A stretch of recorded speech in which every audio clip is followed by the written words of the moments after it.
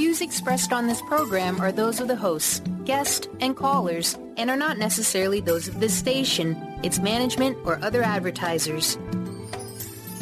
You're listening to Transformation Talk Radio.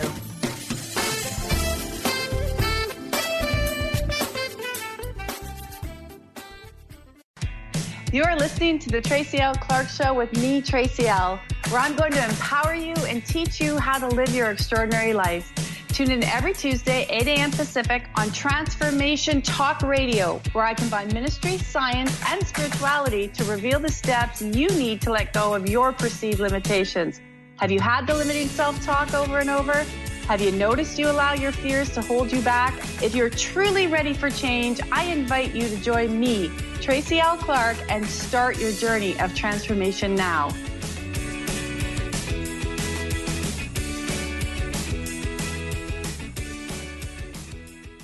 Welcome back to another episode of the Tracy L. Clark Show. Of course, I'm your host, Tracy L., and we have an incredible show for you today. I brought 3 incredible women in who are all part of our Miraculous Living program, which is a program that helps to keep you shifted, aligned on your mission, helping people in the world where they're going. And today, they're also all mothers. I have a lot of conversations, and I have a lot of people that always ask me, Tracy, what's going on with our kids? How can we help them? How can we empower them? What else can we do to make it better for our children? And that's why I wanted to get this conversation going. If you know me, I'm known as a body regeneration specialist or the body whisperer. What does that mean? Is I actually developed this system based on having to restore and repair my own life. But I'll tell you guys, one thing I learned is once I actually understood how to repair and restore my own life, when I was given very bleak outcomes, I realized how it also not only shifted my physical health, my relationships, my emotional health, my finances, my career. So getting in tune with who you are is what it's all about. So I want to encourage each and every one of you to go to tracylclark.com and download your free 18-minute Clearing Out the Weeds, because we want to keep you shifted and aligned. It's a clearing. That is what it is. So I don't want to take much more time on that. I want to welcome all of our guests today. We have Sonia with us, who is also a business owner of her own right, helping and changing the world, and she's mother of 2. We have Doris, who is also a businesswoman herself, changing the world, and she is also a full-time mom as well, because we're all full-time moms, and we have Kasha as well. And you know what? She's also her own entrepreneur. They're all entrepreneurs with us today. Welcome. You have to put up your hand. We'll ask.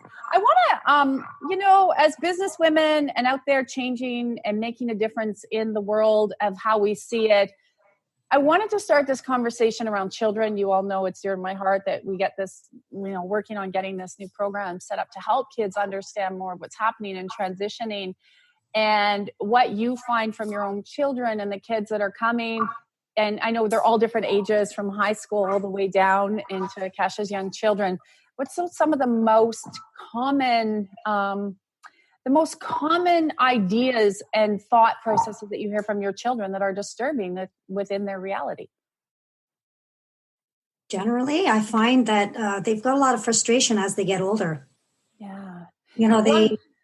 It started out at a young age with just loving the environment. And then as they see it's progressing, I feel like they feel a little bit more defeated every day or misunderstood. Yeah, I think there's a lot of, and this is one thing I like about the energy world that, eventually I hope we can get more kids to understand, is that there seems to be so much fear of where am I going and how do I fit in these systems when I don't feel like I fit in the systems. Kasha, do you notice that with your children? Every day. Right now, the huge thing that I've noticed is bullying at school, and school doesn't have any ideas how to deal with that. They're trying to, make an excuses for a person that is bullying, but they're not teaching kids how to actually deal with that when they're bullied. And it's a huge problem. I think that problem too that people don't talk about, especially with bullying in children, and then they don't want to say anything because they don't want to create more bullying. But unfortunately, we're programmed around bullying every day of our lives. Like, you just look at politics, they're bullying each other. Look at religions bullying each other. Look at races bullying each other, rather than people And then they say, don't bully. And then I hear teachers talking about how teachers are bullying teachers. And it's like, we're not really teaching children how to communicate, how to be more tolerant, how to understand that usually when people are bullying, there's that underlining, it's a fear. They're scared. That's why they're bullied, because they're afraid they're going to lose something.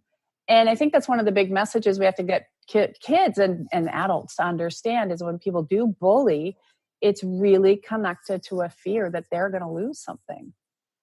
But again, then that's that challenge, right? Of getting, so for Kesha, getting your kids to go and understand that concept, then they're just thrown back into a system that reflects the negative back to them again.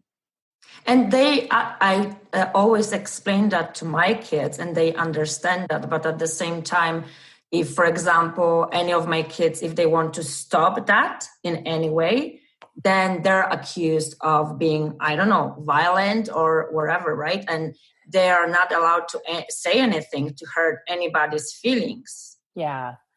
Yeah. So you've given them tools to say, you can stand up and say, no, that's okay.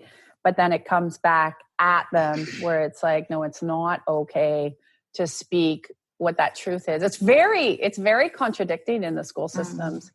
I think it's extremely hard. I know my children are now out of university. All your kids are still through the system. What's your perception? Like, when I see these children and I see their pains and I see their hurts that they're going through, I don't actually see any systems changing to benefit them. Sonia, have you noticed anything? I know your children are in private school. Mm-hmm. Do you notice anything different? Sadly, no. So I think that it's quite important as parents that we really get involved, because I think the school system is not going to give us that. And unfortunately, there seems to be a big gap in teaching the kids to become a little bit more empathetic, and the whole energy behind empathy. And then when anything goes on at school and the kids come home and explain to me, yes, as Kesha says, it's important to stick up for yourself and defend yourself. But I really try to kind of step back and teach them a little bit about, let's for a minute try and understand what that child is going mm-hmm. through, or their home life, because that's really where it comes from. Mm-hmm. And then it kind of for a second allows them to step away from the fight energy or the defense energy, and it just kind of brings it back down to empathy, which I think mm-hmm. we're really missing. Yeah, I have to agree that empathy and humility, they're the two things that are really taken out of our systems. And that has to be taught at such a young age. One of the things I love about you three and what you're doing is that you're a pillar of showing and teaching your children about empathy and humility and compassion. And it does start at home. And unfortunately, a lot of these children don't have that at home. They don't have parents that are aware and looking outside of the box, or looking at how they can maybe look at where that child is coming from. I remember when I was really small, I used to have to walk by I went to public school, and I used to have to walk by a Catholic school.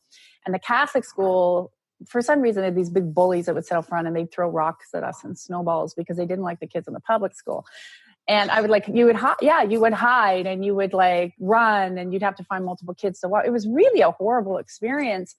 And to learn later that the biggest bully, of course, he was the biggest kid, right, at that school, but the biggest bully was going to a home every day where he was being abused. Mm-hmm. So he was taking that out on the kids, and he couldn't do it in his own school because it was Catholic. So he'd do it at all the public school kids that would have to walk by. And so I think that's exactly where that, I love that, of starting. And have you,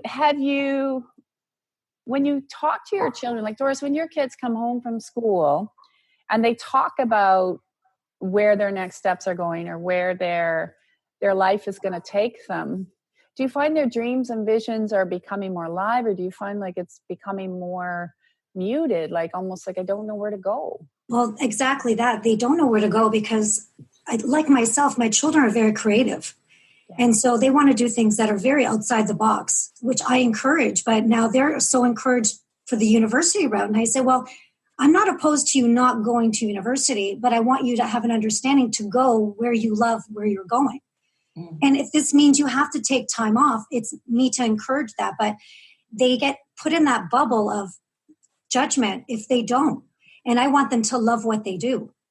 You know, I love this point. If the other two of you want to chime in, because I see children, even in my work, that are in grade, 6, 7, super stressed out. And I'm like, what are you so stressed out about? You're supposed to be having fun.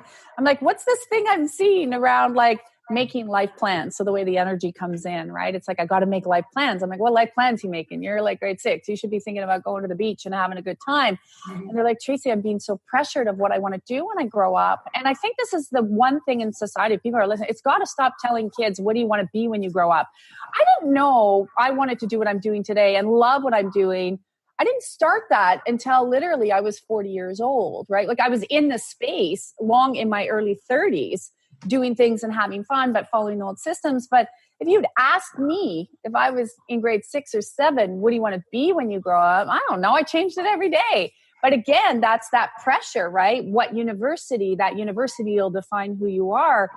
And you just can feel the energy of how heavy that is. If you don't have this university, then you're not going to be defined right. Then you're not going to fit, which I think that whole paradigm, it's got to come down now, because who cares if you're 19 or 18 and want to take a year off? Then people say, oh, you'll never go back. I don't know. Did you guys know who you were at 18 or 19? Would any of you predicted you'd be doing what you're doing today at 18? I still don't know what I want to do when I say that every day. Still changing all the time. All the time. Still evolving. I love it. And I think that's the fun thing, is we are always changing. We are always growing. I think this is a big thing that kids really, really need to know and hear. And parents, if you're listening, don't stop forcing your children to say, if you don't pick this school this time. I don't know if anybody knows the answer to this, because I know there's a stat, you can Google it, but there's a country, somebody was telling me quite a long time ago, where they actually don't encourage you or want you to even look at university. It's like Sweden or Netherlands. Somebody's going to correct me out there. Please do. Till you're like 26 or 27. It's like not even looked upon that you don't go, because they say, why would you go? Because you don't know what you're going to do. Right. And you can see this kind of stress, and like kids, and you guys must hear this from your own children getting ulcers, children getting sick, children getting anxiety because they're being so pushed. Have you noticed that or heard that from your Kesha? Have you heard that from your young? I know your kids are a lot younger. Yeah, so my oldest one, she's turning 13, and she comes plenty of times. I think she's just getting that fear from school and that collective consciousness, right? Of you have to know what you're doing. Like at the age of 13, I try to use my tools that I learned from you, right? And I am teaching her how to do that, how to make herself centered, and remove that fear and kind of follow her heart. Because like Doris, right? I want them to find that passion and make their living around that. Yeah. What do you help other people? What would you guys say? A lot of parents say, oh, okay, I hear this. I'm going to throw this out at you. Oh, follow your heart, follow your bliss. What does that mean? Oh, you're not going to get a proper job. I know what I would say to those parents, but what would any of you say to those parents? Because a lot of that energy seeps into the kids, right? If you don't have this degree, you're not going to get a job. And we all know most people have their degrees, don't even use them anymore. But what would you say to those parents that are listening where it's like, well, that follow your heart is kind of woo-woo stuff. It doesn't work anyways.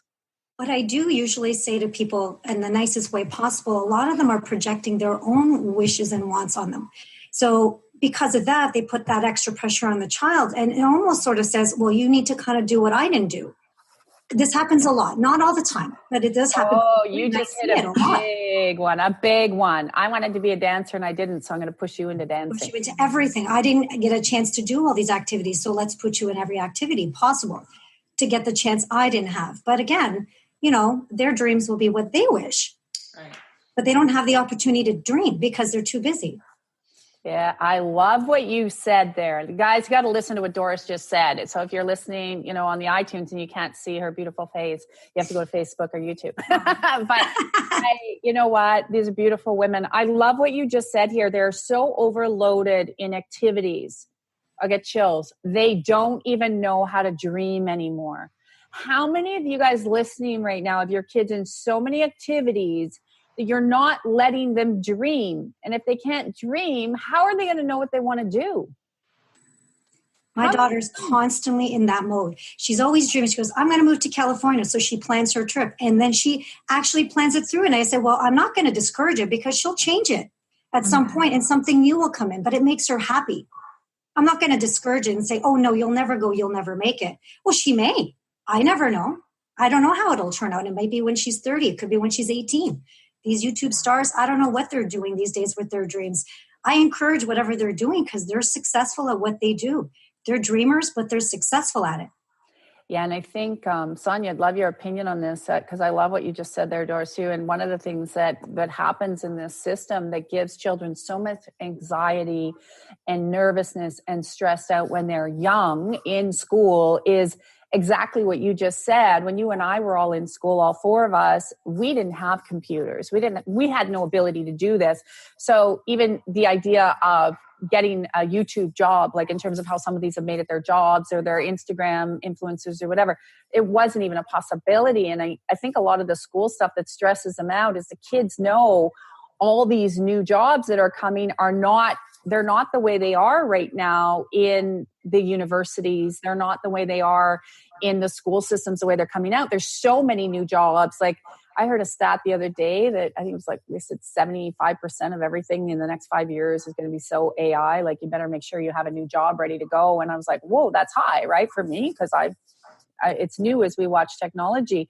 So, Sonia, what do your kids say about that? With like, because when kids are getting so stressed out and it's creating so much anxiety for them, because we know when they get there, what are they doing now? They're turning to alcohol, they turn to party, they turn to drugs because they're so afraid to speak the truth to their parents. What do you hear from your kids around, the new things that are coming out versus the old systems that we're living in? Well, my kids are pretty open because I maintain a very open discussion and discuss these things with them all the time. So, I encourage them about, and discuss AI with them and the possibilities. What's the sad thing that I see as a parent is I'm actually really glad that I grew up in the 70s because oh yeah. it's a tough gig right now for these millennials, but with YouTube and all of that and social media, there's just unfortunately they're subjected to a disillusioned concept of what reality is, and they're all at this race to kind of become famous and to become rich without the hard work that, let's just say, all of us have done to get to where we are today and are still working hard. And I feel bad for them for that because it's not the reality.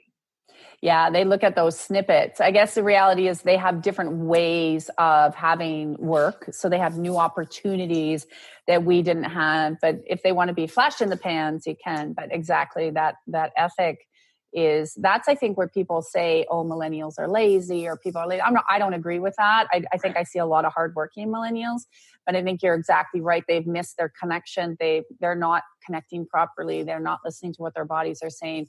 They don't have any form of faith component because yes, they've rejected a lot around religion, which I do too. I think it's about connection and creating strong relationship with God or universe divine, whatever people want to say. And I think that's been so skewed for them that it feels like they're just rejecting everything. And you're correct. Like when we look at everything is documented now, like these children have no privacy. Where does that come up for them? I don't even know how you teach that to kids. Does anyone know? Do you guys have those conversations with your children? Like, careful what you're posting? Oh, all the time. All the time. Yeah.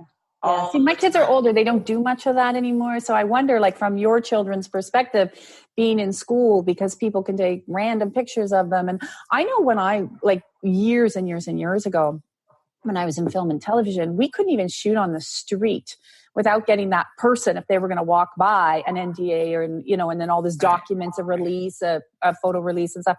Like we needed all this stuff from them. It was like so many documents. Now, like that whole premise of privacy went out the whole window. Like you couldn't put a random in your shot without getting them to sign off before.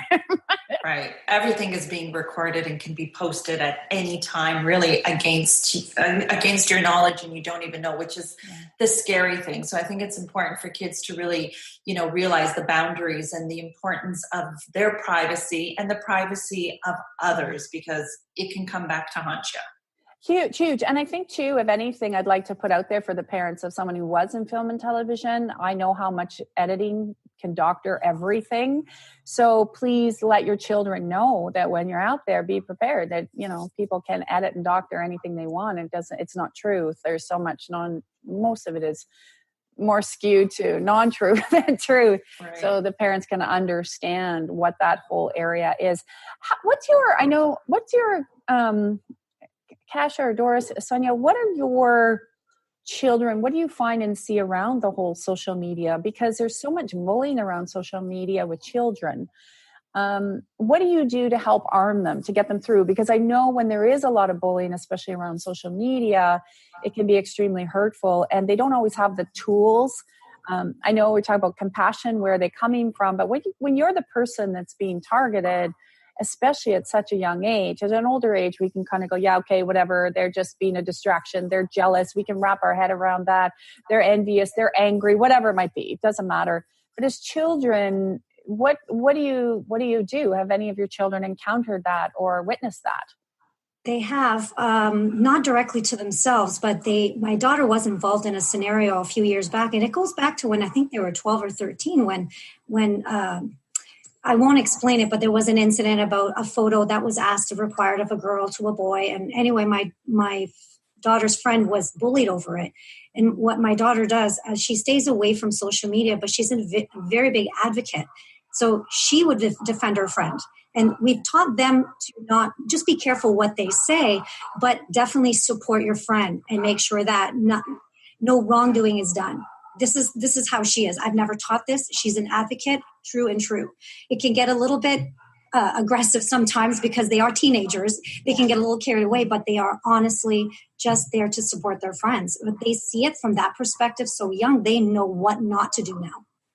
I love that, because what you've done now is you've empowered your daughter to say, be that good friend, stand up for who they are. And I think that this is the one thing that there's such a need right now from children to want to be accepted, because I believe what's happened with social media, and they're concerned with their likes and their followers. And oh my gosh, sometimes I listen to these children and they're like, that defines who they are. And I'm like, what I love about what you've said, Doris, is what we say is which defines who we are is our circle, like in terms of people, our friendships, how we're contributing, whether that's one person or 100 people, we don't really care.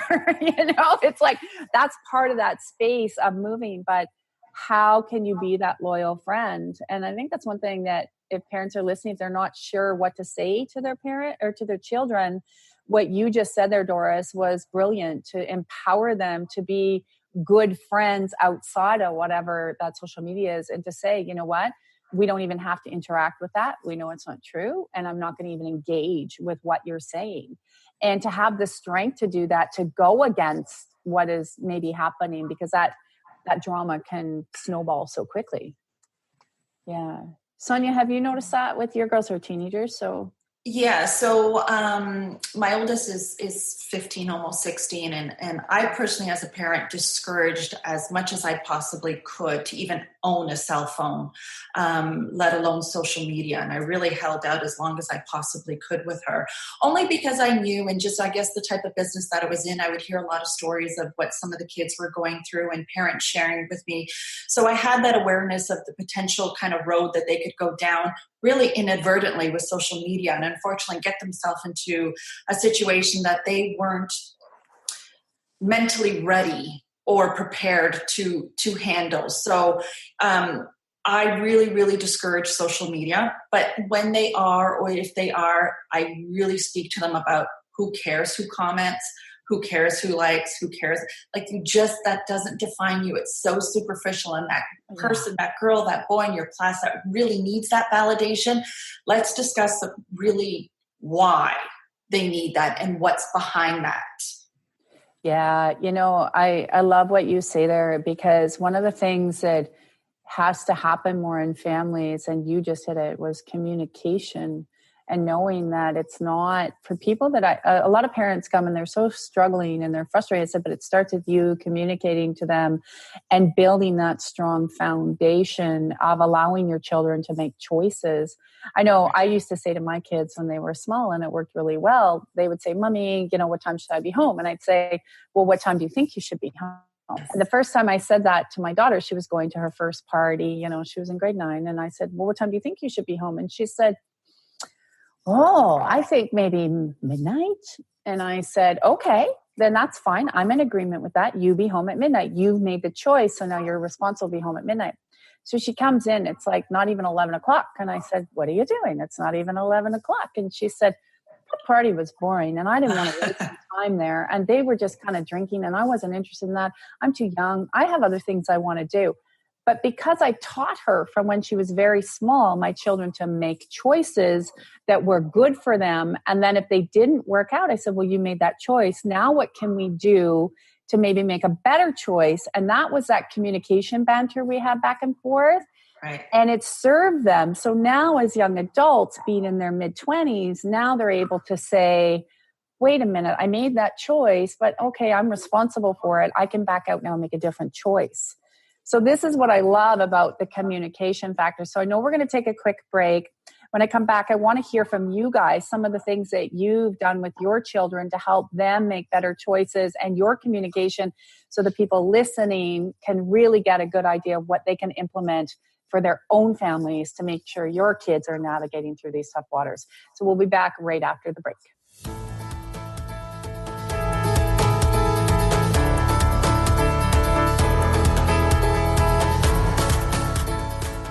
The Truth is Funny. Shift Happens with Colette Marie Steffen is excited to welcome Karen Benton as a monthly guest host. Tune in on the third Wednesday of each month at 8 a.m. Pacific Time to regain confidence and trust in your capacity to create change in your life, your health, your family, and your well-being. Karen Benton is a mother, nurse practitioner, certified body talk practitioner, Franklin Method instructor, and owner of Limitless Living LLC. For more information about Karen, visit KarenBenton.com. You said forever, you said always. Now you know things have changed, and going back is not an option. It's sudden, devastating, and is like taking a leap of faith. Tune in to From Two to You, Thriving After Divorce Radio, as Sarah Lou's empowerment coach and spiritual mentor reminds you to have faith in yourself. Tune in every second Monday at 10 a.m. Pacific and listen as Sarah encourages you to leave negative stories in the past and move forward. We all need a friend when I do becomes I can't. Let Sarah help as life takes you in a new direction. Leave the guilt and doubt in the past, step into the spotlight, and show the world who you are. To find out more about Sarah Lou's, visit sarahloos.com.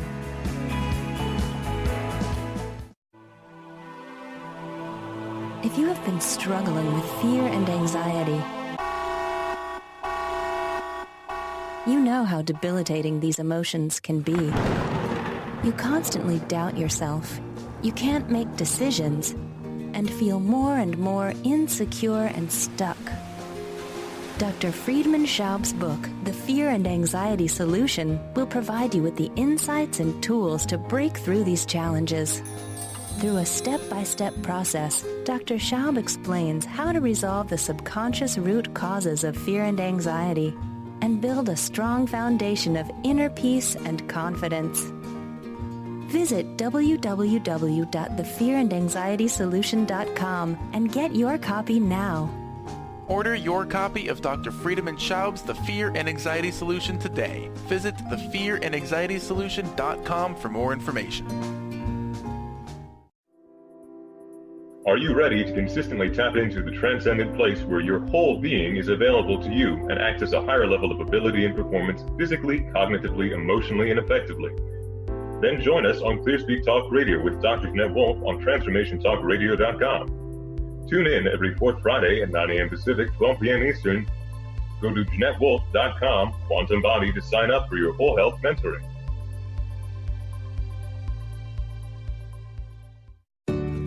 People often ask, what does it mean to thrive? On Thrive by Gen Radio, it means body confidence, mind fulfillment, and soul synchronicity.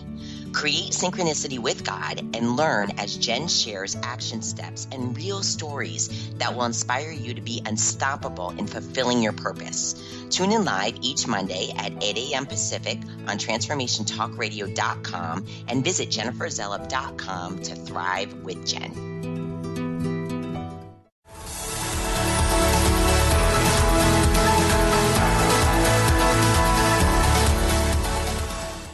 Welcome back. You know what? I am loving this episode. We have three not only brilliant businesswomen, but they're also amazing moms. We were chatting on the break, but before we get there, I want to encourage you to go to tracylclark.com. We have a brand new website, easy to navigate, and download your free 18-minute Clearing Out the Weeds. But there's a lot of stuff there to help you stay on your spiritual path. It'll keep you, it's a clearing, not a meditation. So it clears the energy. So on this break, we were having a great chat. We could probably talk forever. And we were talking about communication before I left and how I gave my children choices. And Kasha, you brought up an incredible, I had so many chills when you brought this up. Can you repeat, please, for our listeners, what we were talking about on the break? So I've noticed that recently more and more kids, they're struggling with in-person communication. And like you said, you were giving your... I feel like you say you make a mistake with one and then not with the other. So it was even like you would do everything for them because you just wanted to do it right. So you would say, okay, I would order food for them. I would cook for them. I would do all this stuff because, well, growing up, I did this. So I mastered it because I had parents who didn't speak English well. So I just did it. I learned on my own. Well, I forget they have to learn that process as well. And we had a small rude awakening one day when my sister-in-law was babysitting my kids at 12 and 10, and they were trying to make a pizza and they didn't know how to use the oven. Wow. And they almost burnt the house down because they used the wrong part of the oven. And they say they figured it out, but they didn't know how to work. And I thought, well, that was my mistake. Well, I don't think they were that old. Maybe they were a bit younger, but even then they should have known that. Simple tools like that. I was cooking when I was in my single digit ages, like 8, 9, 10. Yeah, I think we were all forced to learn those skills, right? When we were young. And I know as a single mom for for 15 years, from the time they were 5 and 8, I was a single parent till they left out of the house. And so they were forced to have to learn because I couldn't keep up, right? So I'm like, here's how you cook toast. Here's how you but that's a really cool, I love that example because it does show from the simple things that we're doing for our children.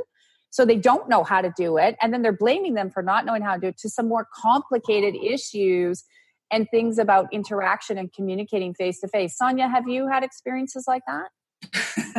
This is a huge topic, and I see it quite a bit in my line of business. Not so much now because I don't really deal with the kids anymore, but I raised my children kind of the way you did, and simply because that's the way I was raised. So my dad, for being an immigrant, I look back and I say, he did a great job in the sense that we would say, Dad, can we do it? And he's like, well, what do you think?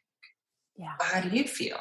And he would allow us to go out and make our own decisions. And if we fell on our face, we fell on our face, but we learned how to pick ourselves up and we became independent thinkers. And I grew up, I think, a little, I don't know, I guess quickly, or just became more of an old soul because I was given that trust and that independence and to think for myself. And that served me so well. And so I implemented that from the beginning with my children, even when they were small and say, Mom, how do you spell blah, blah, blah? I would never just give them the answer. I would help them after, but I would say, well, how do you think you spell that?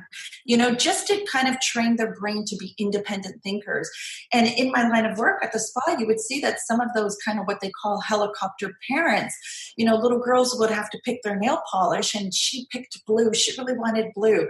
And then mom would kind of come in and be like, are you sure you want blue? Don't you want the light pink? And I'm just kind of observing, and you see the little girl kind of now just go into a state of confusion and step back. And now she's confused between pink, blue, and now she can't make a decision at all. And I just want to be like, just let her pick blue. It's okay. Well, because it's interesting. This is a great example for people listening. So she wants blue. The mother's saying pink. So now she doesn't want to disappoint her mother. So she thinks her decision is wrong. So then she takes on it. How many times in life is this happening where the children now don't want to disappoint their parents. So then they're just trying to figure out, well, what would my parent want versus what do I want? But they're also being taught to trust their own intuition of which they originally wanted. I love that. And that's so true. And I love, because it's a simple way of people understanding.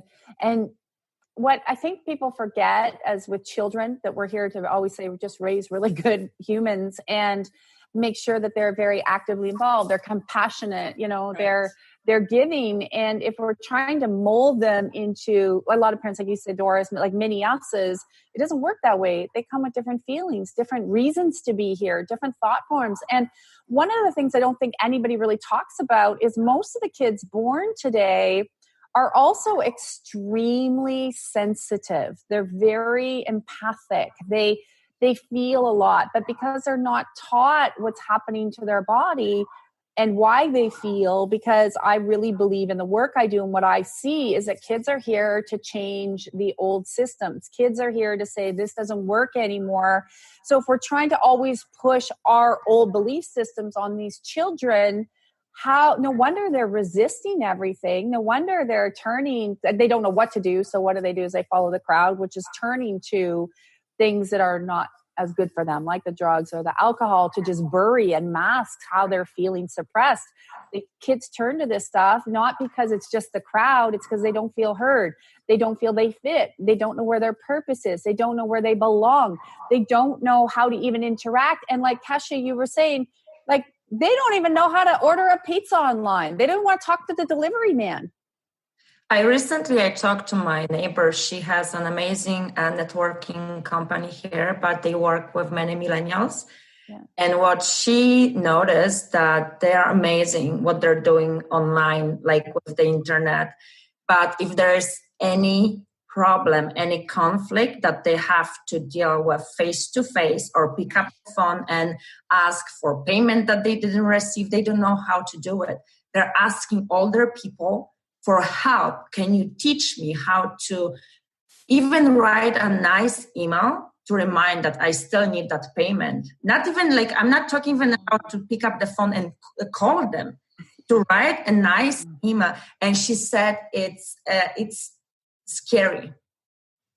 Yeah, it's scary. I think the life skills definitely have been lost out of the system, like as a technology. And the thing that I find really scary about that, you were saying with the email, is if you get a text message or an email and you're in a bad mood, you could read it the wrong way, right? I used to, when I managed a lot of people in corporate, I would say, if you're having a bad day, like, don't open your email. And if you need to communicate something, pick up the phone. Because I spend half my time in upper management, like, dissecting, okay, what did you say? No, this is what they meant, like mending relationships, because now you've got grown adults fighting with each other over a text message or over an email. And they're like, well, that's not what I meant. Well, if you're worried, they're not going to be able to receive it. So this is very interesting, even to communicate and craft a proper email. So is it fear when they report back to you? Is it the fear of it's not going to be received, or is it the fear of, I just don't even know how to make this polite? I think it's more fear how that's going to be received and how they're going to be perceived by that person, right? So it's like, they're not feeling good enough to stand up for themselves, and they have no clue how to approach that. It's like there's such a rating system now with the kids, and being in social media, they want to make sure that they're perceived a certain way. So even to say, this is, like you said, this is what is, owe me that money and thank you very much. And when are you able to give it to me? Like, it's pretty simple, right? It doesn't have to be that difficult. Doris, what else have you noticed that comes up, or that your kids say? You're talking about giving them choices and communication. And we're just saying they can't even write an email. So what do you find with the younger kids of where some of their blocks are, because parents have been doing so much for them too, and teachers, of just asking for what they want outside of their family? This is it. And I feel like, I wonder if they're stemming so much anxiety versus because they haven't had the opportunity to be able to do things on their own.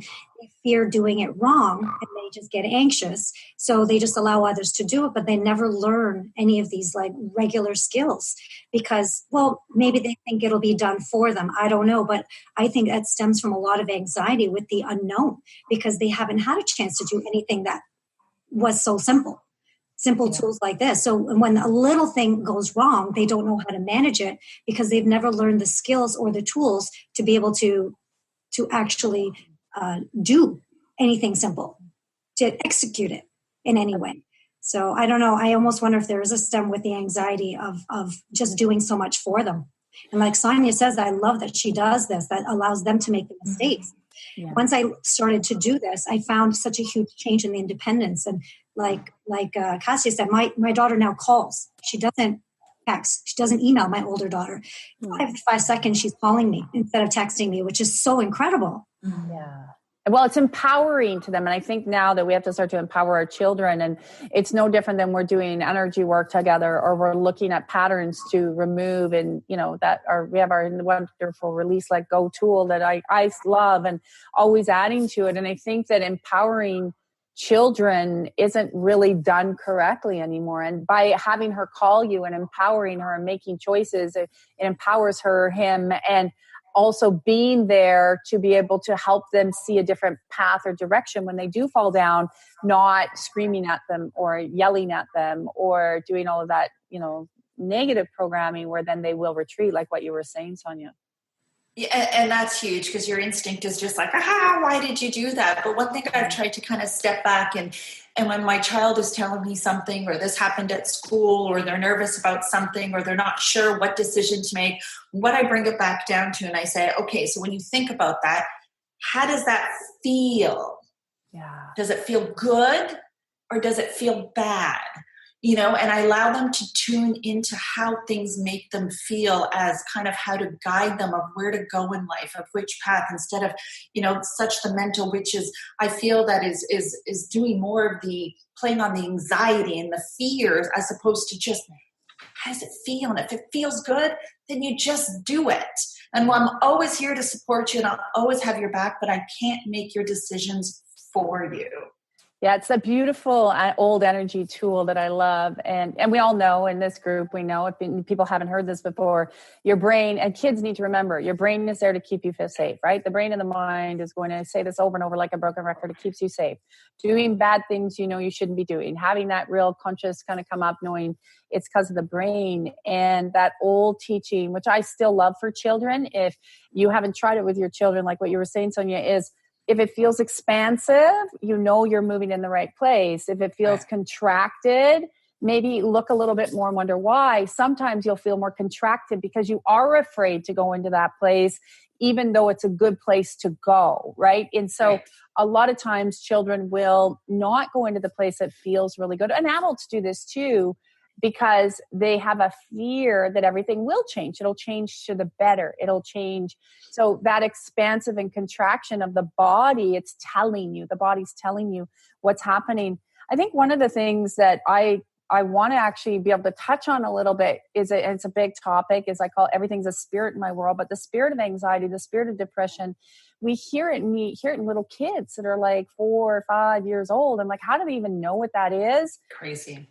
I know. And I'd love to hear what you guys hear from just your children chattering, not necessarily them, even in the school, because you hear it a lot. It's like, it's a word that's just thrown out there. It's like, okay, you're not really, they don't even know what real depression is, which is kind of an insult to someone that really has depression. I don't want to get out today. I'm depressed. Well, no, you're not. You're just tired. It's a big difference. Kasha, what have you noticed with those two? Because it's huge. Kids say it all the time now.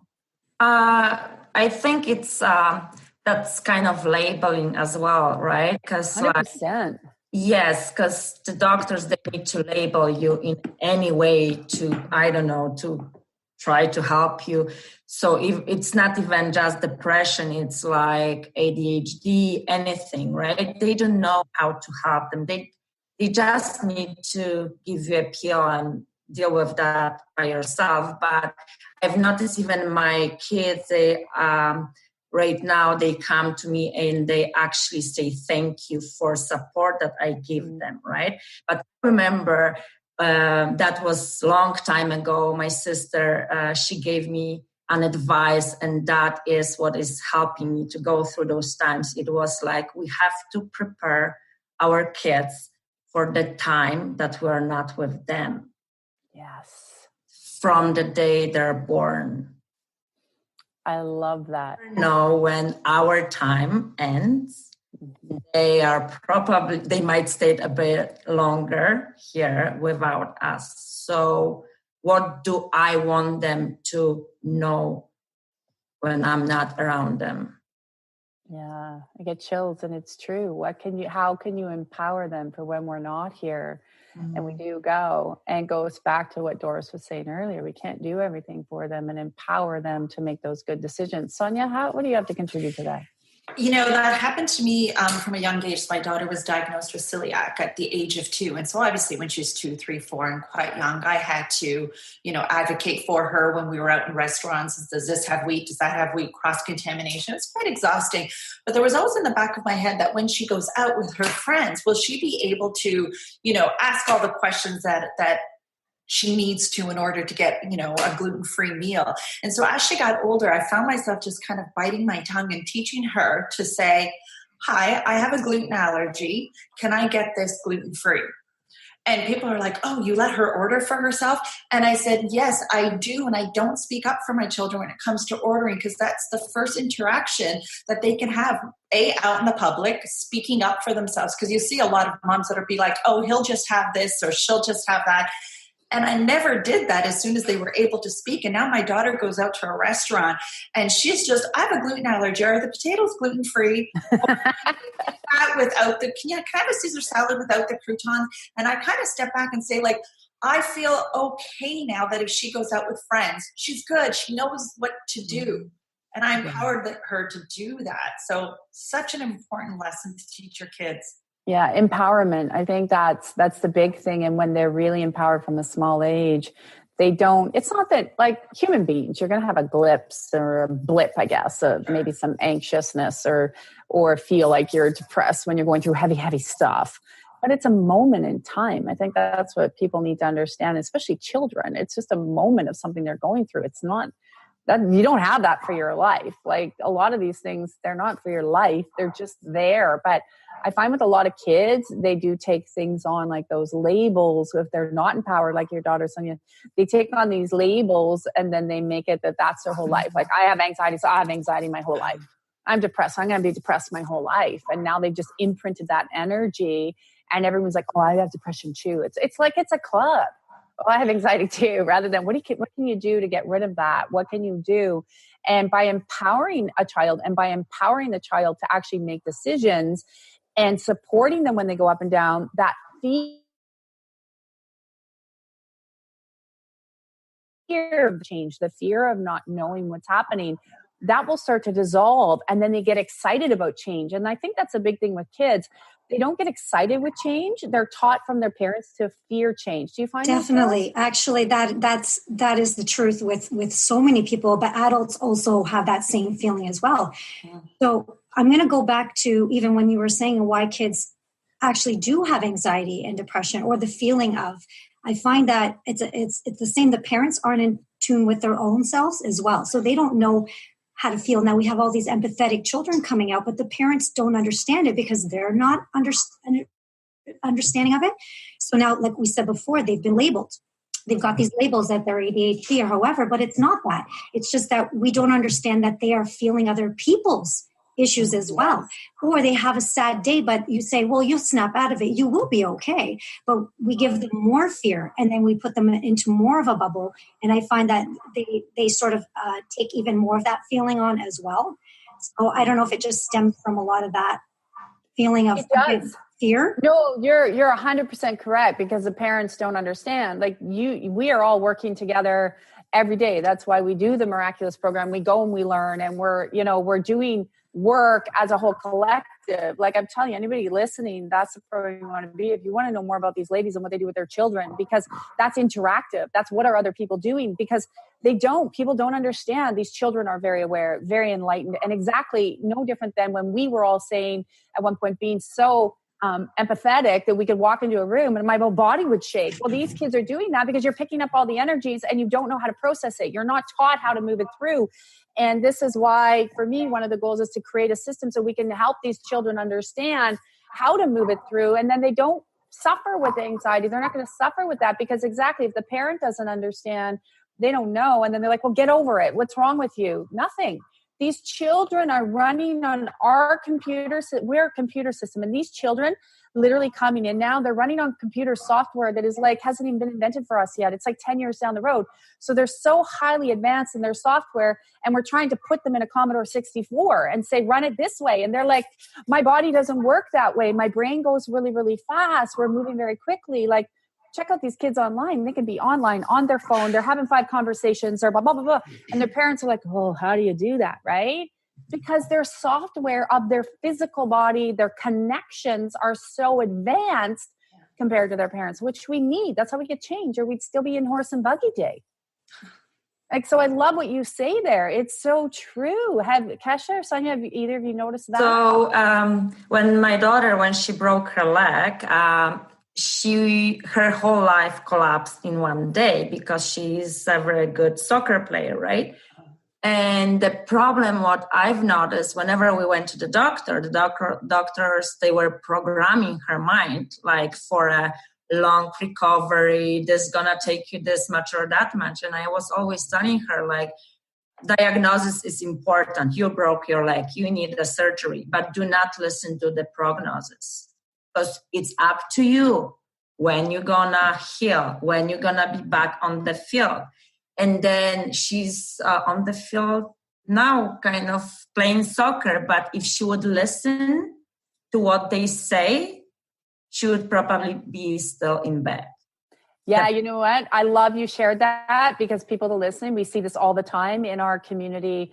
And because the community came behind and rallied her and was helping her energetically and physically and emotionally and helping you when you post that. And that's what we do in the community. And I want to talk about that for a minute quickly before we have to go, because that's what we do in the community, is make sure that your families are supported, you're supported. And exactly what you said, remove that programming that because they can tell you it's based 6 months to heal based on a stat. She doesn't have to be the stat.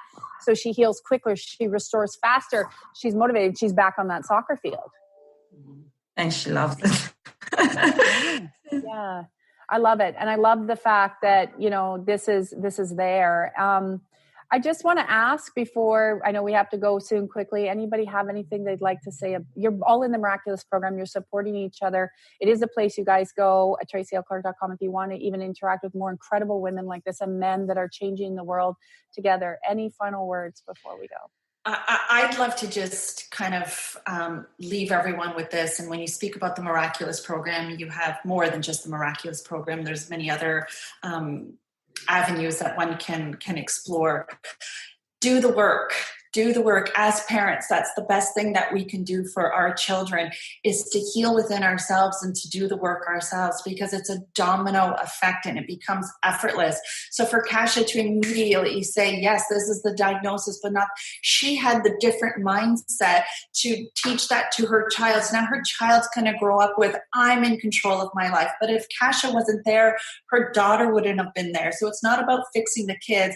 It's about getting whole ourselves and just joining whatever resonates with everyone. You know, I devote about 10 hours a week between your evolutionary group, your body regen, online calls, and I've made a commitment. But this is what has served me the most in raising children that are empathetic and setting them up for success. You said it amazing.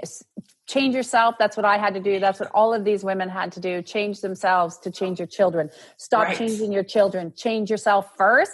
Watch how your children will get it, because the energy will go down. We have only a minute left. Doris, anything quickly you want to say? I totally agree. It's an amazing program, and living the life of this and teaching your kids to live this way as well. You can't beat that. No. You are empowered yourself. You empower you and empower others. I want to thank all of you for joining me. We are going to be there is another episode to this coming out. So guys, you can watch. We're going to talk more with children, maybe get some more of them on. If you have questions or things you want to know about kids, please send us at contact@tracylclark.com your comments. We will do a show on that. Have an incredible week, and we will see you next week on the Tracy L. Clark Show, where we're going to get Meg here to teach you how to talk to your animals. Thank you for listening to the Tracy L. Clark Show with me, Tracy L., where I teach you how to live your extraordinary life. Tune in every Tuesday, 8 a.m. Pacific on Transformation Talk Radio, where I combine ministry, science, and spirituality, revealing the steps you need to transcend perceived limitations. As a remarkable leader and pioneer in my field, I, Tracy L., will provide insights energetically and the tools required to move you forward. For more information on my partnership program, check us out at tracylclark.com.